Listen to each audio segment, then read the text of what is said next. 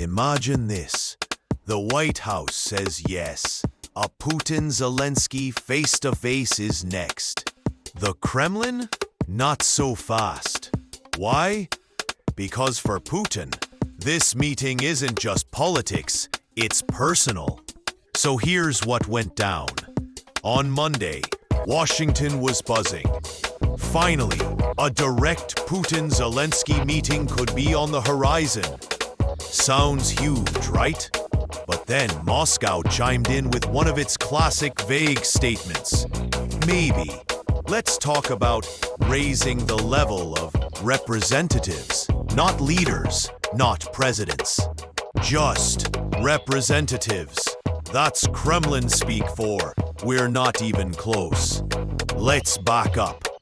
This is a war Putin himself ignited by declaring parts of Ukraine as independent and insisting Ukraine's very existence is basically a historical mistake. For him to sit across from Zelensky, that's not just negotiation. That's admitting Ukraine is real, legitimate, and led by someone he's spent years mocking as a Nazi or a Western puppet.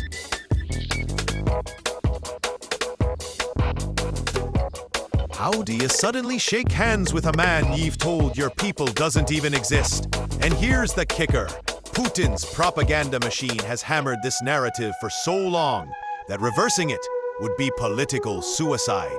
Imagine telling millions of Russians, remember that guy we called illegitimate? Yeah, I'm flying to meet him. It doesn't work. Instead, Putin avoids even saying Zelensky's name. He prefers the Kyiv regime. And when Zelensky traveled for talks in Turkey earlier this year, did Putin show up? Nope. He sent, wait for it, a writer of history textbooks to lead the delegation. That's not diplomacy. That's trolling.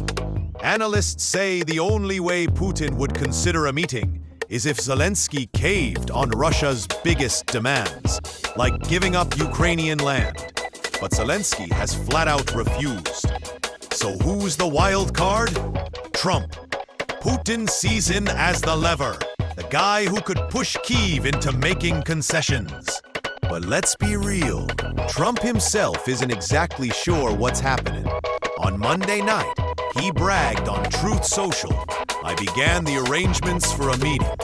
By Tuesday morning on Fox News, he was like, well, you know, they'll have to call the shots.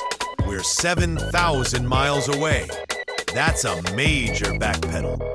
Meanwhile, Putin's making zero concessions. None. Instead, he's been rewarded. An Alaska summit, sanctions ultimatums fading away. Even Trump dropping his precondition for a ceasefire before peace talks. And while all that's happening, Russia's still firing drones and missiles. 270 drones in one night this week alone.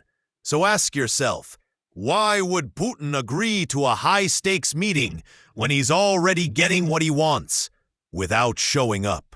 Here's the bottom line. A Putin-Zelensky meeting sounds dramatic, almost cinematic. But unless the political math changes, unless Trump or the West somehow forces Zelensky to bend, Putin has every reason to stall.